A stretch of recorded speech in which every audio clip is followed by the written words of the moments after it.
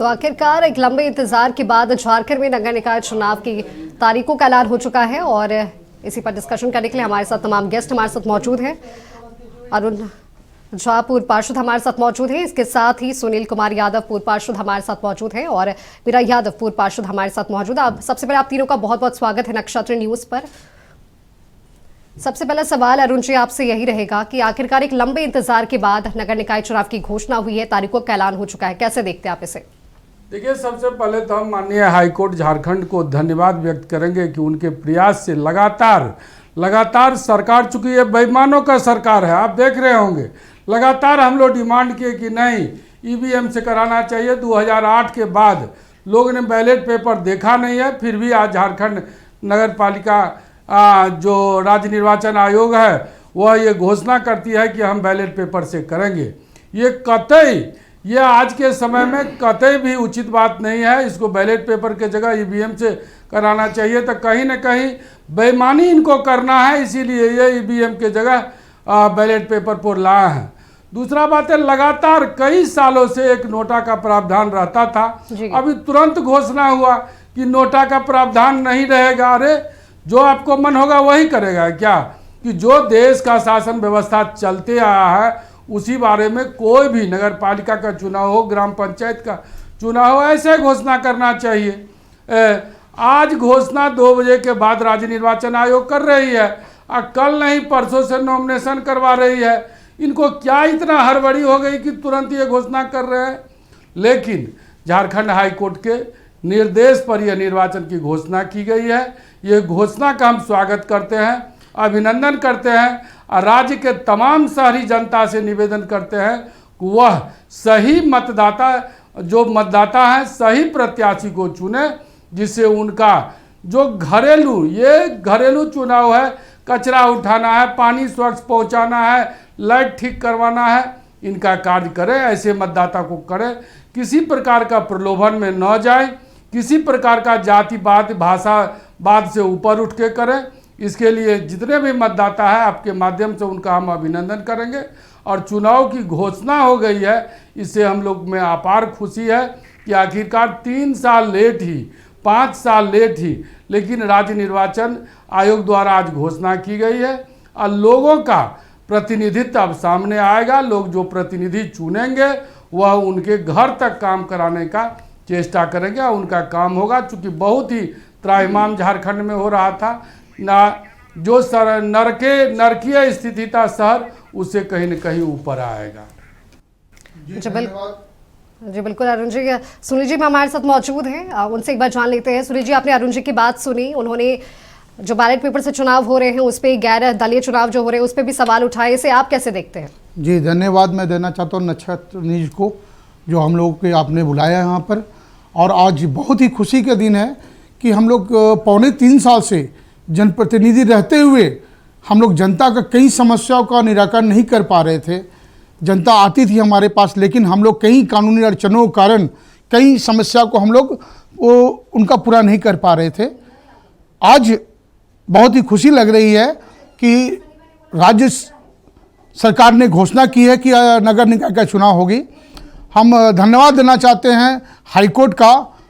उनके शरण में हम सभी प्रतिनिधि गए थे और जाकर हम लोगों ने जनहित के लिए याचिका दायर किए थे और वहाँ से हम लोगों को न्याय मिला। और न्याय मिला मतलब ये झारखंड के तमाम जनता को न्याय मिला। उनके हम खुशी आज जनता की और हम सभी प्रतिनिधियों की बहुत दिन से आस थी, आज वो पूरा हुई। और मैं राज्य निर्वाचन आयोग को भी बधाई देना चाहता हूं कि आपने चुनाव घोषणा कर दी। बस यही कहेंगे जनता को कि उन प्रतिनिधियों को अपने अपने क्षेत्र में चुने जो काम किए हैं, काम के बल पे जाने जाते हैं, नाम पे काम से पहचान बनाए हुए हैं। और वैसे प्रतिनिधियों को ना चुने जो आपका विकास नहीं किया हो या अन्य जो समस्या है उसका निराकरण नहीं कर पाए हैं। मैं बस यही कहना चाहता हूँ कि हम लोग सुबह उठते हैं, एक प्रतिनिधि होने के नाते लोगों का समस्या आती है कि यहाँ पर कूड़ा है, यहाँ पर पानी की समस्या है, यहाँ पर लाइट ख़राब है, इनका राशन कार्ड नहीं बन रहा, इनका आधार कार्ड ये नहीं हो रहा।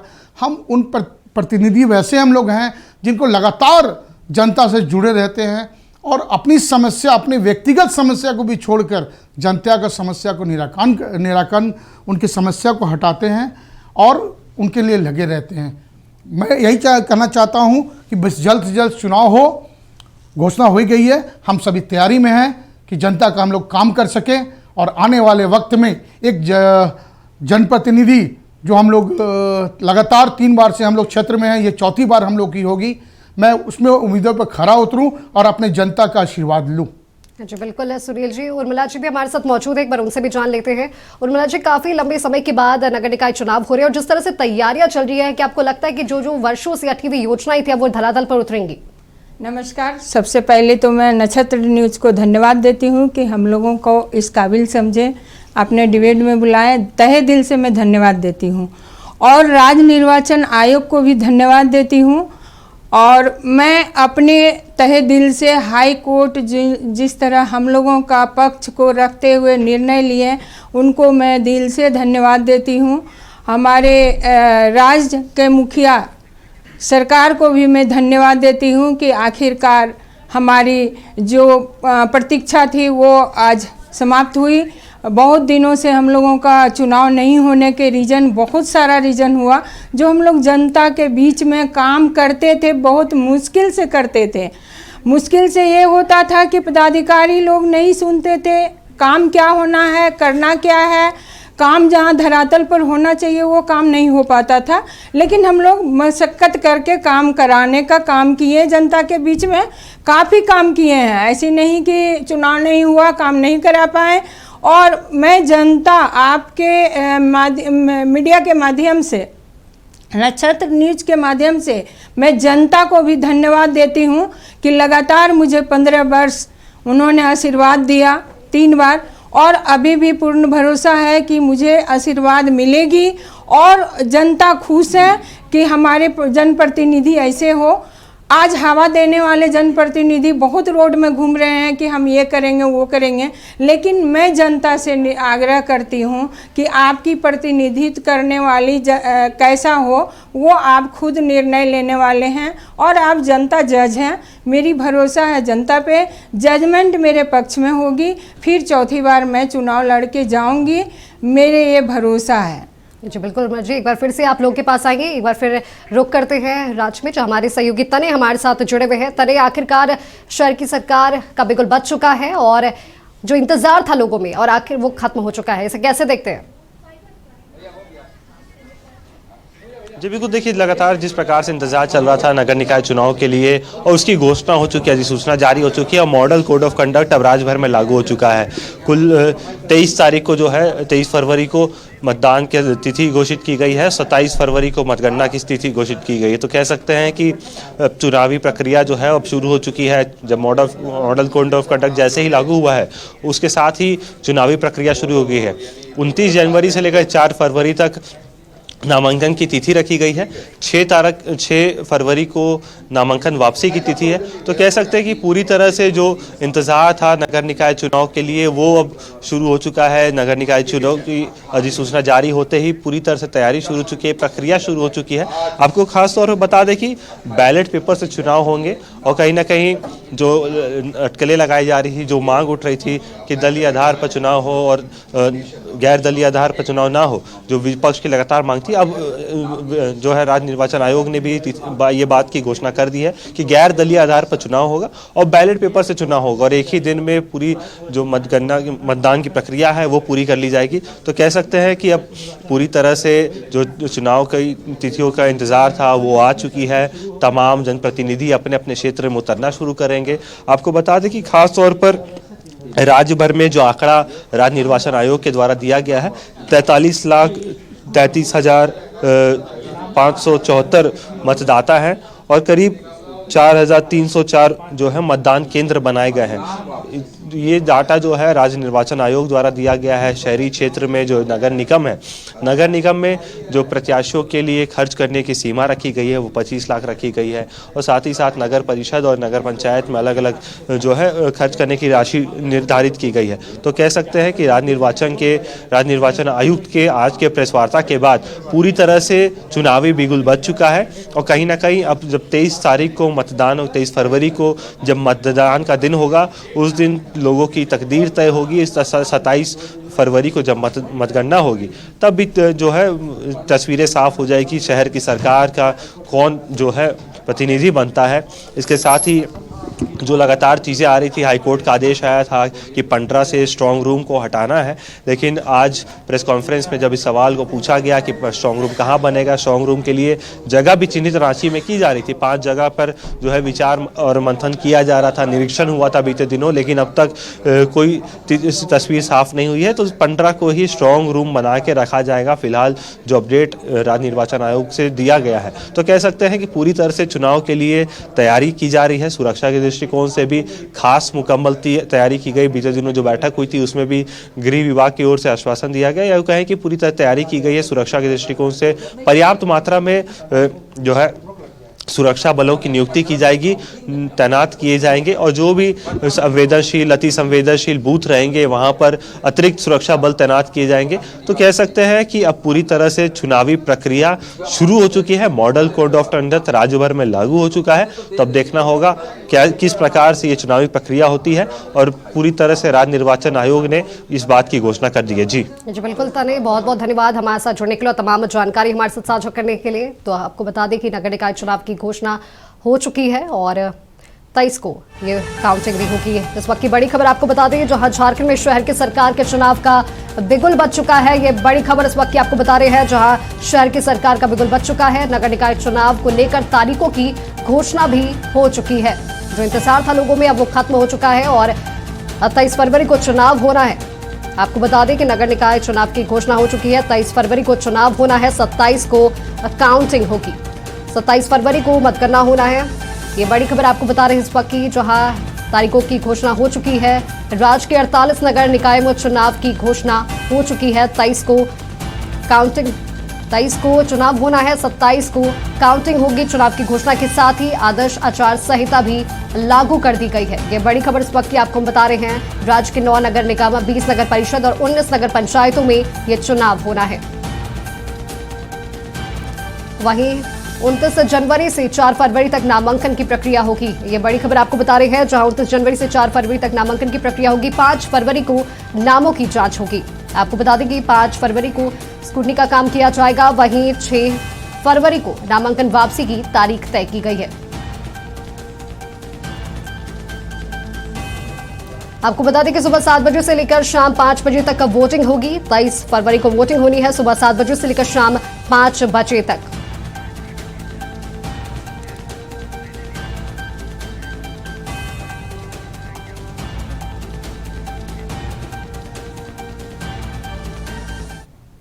एक बार फिर से रुक करते हैं डिस्कशन की ओर। हमारे साथ अरुण जी हमारे साथ मौजूद है। अरुण जी, आप पहले भी पार्षद रह चुके हैं और क्या लगता है इस बार के चुनाव में क्या कुछ मुद्दा रहने वाला है?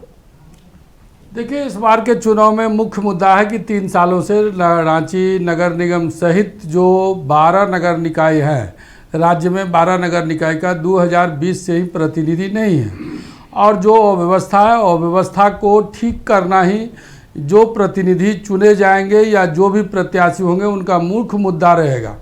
अपने रांची में पानी के लिए लोग त्राहिमाम है। पानी मुख्य मुद्दा यहाँ पर रांची में आने वाला है सामने। उसके बाद साफ सफाई से संबंधित जो नए कॉलोनियाँ बस गए हैं उसको सुव्यवस्थित करना। जो स्लम बस्तियाँ हैं उसका आज तक जैसे तैसे घर बनाया हुआ है, उस घर को भी हम लोग चाह रहे हैं कि परमानेंट कर दिया जाए। होल्डिंग के लिए, होल्डिंग का अति टैक्स सरकार द्वारा बढ़ाया गया है। टैक्स से संबंधित हम लोग भी चाहेंगे कि राज्य सरकार को निवेदन करें कि जनता को टैक्स का राहत दे। जो 250 स्क्वायर फीट का टैक्स 250 स्क्वायर फीट तक ही लिमिट है जो नहीं लगेगा। हम लोग चाहेंगे जो प्रतिनिधि चुन के जाएंगे कि 400 स्क्वायर फीट तक को टैक्स फ्री कर दिया जाए। जो एक्स मिलिट्री मैन है, जो देश का सेवा किए हैं, चाहे एयरफोर्स से संबंधित हो, चाहे नेवी और थल सेना से संबंधित हो, उनको चाहेंगे कि टैक्स न लगे और लगे भी तो बहुत लिमिट टैक्स लगे। ये सारे मुद्दा हम लोग समेटने का चेष्टा करेंगे। जो एक्स मिलिट्री मैन है जो देश का सेवा किया, उनको भी टैक्स कम करने का काम करेंगे। जनता का जो भी टैक्स बहुत ज़्यादा लग रही है उसको भी हम लोग कम करने का काम करेंगे। पानी के लिए जो जनता त्राहिमाम करती है और हर एक गर्मी में लोग ये स्थिति होता है कि कहीं कहीं तो लाठी और गोली भी चलने की नौबत आती है। ये सारा व्यवस्था को सुव्यवस्थित करते हुए हम लोग जो प्रतिनिधि हैं समेटने का कोशिश करेंगे। और जो छूट गया है काम, पिछला 3 साल पहले जो हम लोगों द्वारा जो पूर्व पार्षद थे और वह पावर समाप्त होने के चलते काम नहीं कर पाए हैं, उस काम को भी हम लोग आगे करेंगे, जिससे कि मेरा झारखंड, मेरा शहर और मेरा रांची ये देश का नंबर 1 शहर बने। देश के जो शहरी जीवन है, शहरी जनता है, वह जब होल्डिंग देती है, जो कचरा का टैक्स देती है, हर एक प्रकार का टैक्स देती है, तो उसको भी सुव्यवस्थित होकर के जीने का अधिकार है। और हम लोग शहर को सुव्यवस्थित करने के मुद्दा लेकर के जनता के पास जाएंगे और उसी आधार पर अपना समर्थन मांगेंगे, वोट मांगेंगे, निवेदन करेंगे कि आप लोग आइए, हम लोगों को वोट दीजिए और हम लोग आपको स्वच्छ जल देंगे, साफ सफाई देंगे, अच्छी सड़कें देंगे, जल निकासी का व्यवस्था करेंगे, सीवरेज ड्रेनेज का सुव्यवस्था करेंगे, इत्यादि मुद्दे। जो टैक्स ज़्यादा लग रही है और टैक्स को कम कराने के लिए चेष्टा करेंगे। इत्यादि मुद्दे को लेकर के हम लोग जनता के पास आज के बाद चल चुके हैं और बिल्कुल सुनील जी, आपने अरुण जी को सुना, कई वादे किया उन्होंने। अगर आप प्रत्याशी बनते तो आपकी क्या कुछ प्राथमिकताएं रहेंगी? जी नमस्कार। एक बार हम चाहते हैं क्वेश्चन जो है वो। सुनील जी, अरुण जी की बातें हमने सुनी, कई मुद्दों पर उन्होंने बातचीत की। अगर आप प्रत्याशी बनते तो आपकी क्या कुछ प्राथमिकताएं रहेंगी? जी, प्राथमिकता हमारी है जनता की समस्या। जैसे अरुण जी ने अभी कहा है 250 स्क्वायर फीट की नगर निगम द्वारा बिना नक्शा का मकान बनाया जा सकता, उसे हम लोग मांग करेंगे 400-500 स्क्वायर फीट कम से कम बने, छूट मिले। लोगों के पानी की समस्या, हर वार्ड में पानी की समस्या दूर करेंगे। पुराने मकान जो राज्य सरकार ने घोषणा करती बार रेगुलाइज करेंगे। हम अपने स्तर से अपने क्षेत्र में मांग करेंगे कि हमारे पुराने जो मकान है उसको रेगुलाइज किया जाए सरकार द्वारा और जनता को राहत दी जाए, क्योंकि जनता काफ़ी काफ़ी दुखी है कि हम लोग कई वर्षों से पुराने मकान में रह रहे हैं, लेकिन जब भी बात आती है सरकार कहती है कि रेगुलाइज करेंगे। हम वो मांग करेंगे कि प्रतिनिधि होने के नाते अपर बाजार क्षेत्र जो हमारा क्षेत्र है वो पार्किंग के वहाँ पर समस्या है, तो सरकार से गुजारिश होगी हमारी या निगम से हम लोग मांग करेंगे कि हम लोग पार्किंग की व्यवस्था करेंगे। फुटपाथ वेंडर जोन जो कहीं हम लोग अभी नागा बाबा खटाल में एक सब्जी मंडी बनी, वहाँ पर 265 लोगों का 64 लोगों का वहाँ पर सर्वे किया गया था, लेकिन फिर भी हम लोगों ने वहाँ 450 दुकानें उन लोगों को दी, फुटपाथ दुकानदारों को सब्जी बेचने के लिए। फिर से एक नागा बाबा खटाल जो काफ़ी हाईलाइट हुई थी सरकार में, अभी तक उन लोगों को कहीं पर व्यवस्था नहीं मिली है। मैं प्रयास करूंगा कि उन गरीबों को भी आवास वहां पर उपलब्ध हो नागा बाबा खटाल में। और एक योजना थी कि जो लोग यहां से हटाए गए हैं उनको वहां पर एक मिल्क मंडी बनाकर उनको व्यवसाय करने के लिए, उनके रोजी रोजगार चलाने के लिए, उनके परिवार पोषण के लिए एक स्थान दिया जाए। मैं वहां वार्ड में जो भी समस्या हो, जनता से जुड़े हुए समस्या हो, मैं उस समस्या को दूर करूंगा, एक प्रतिनिधि के तौर पे करता रहा हूं। और आने वाले समय में कहीं भी समस्या दिखती है अपने क्षेत्र में, अपने जनता को कोई तकलीफ होती है, तो उसके लिए मैं अपने आवाज़ से, अपने शरीर से, अपने हर साथ में जनता के रहकर उस समस्या का निदान दिलाऊंगा। यही हमारी प्राथमिकता है। लेकिन सुनील जी, यही प्राथमिकताएं चुनाव के समय क्यों याद आती है, उससे पहले क्यों नहीं? जी, काफ़ी हमने प्रयास किया। प्रयास करने का नतीजा ये है कि आज सब्जी मंडी वहाँ बनी है, कई लोगों को रोजगार हम लोगों ने दिया है। आज कई समस्या हम लोग दूर किए कि पार्किंग भी उस जगह पर उपलब्ध कराए हैं।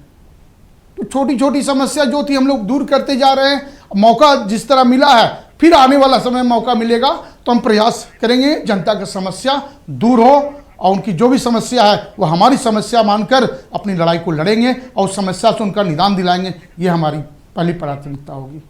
जी बिल्कुल। सुनील जी आपके पास दोबारा आएंगे। अब सीधा चलते उर्मिला जी के बाद। उर्मिला जी, आप पहले भी पार्षद रह चुकी हो और अगर अभी के समय को देखें तो क्षेत्र में बढ़ोतरी हुई है, कई समस्याएं भी बढ़ी हुई है, इसे कैसे आप टैकल कीजिएगा?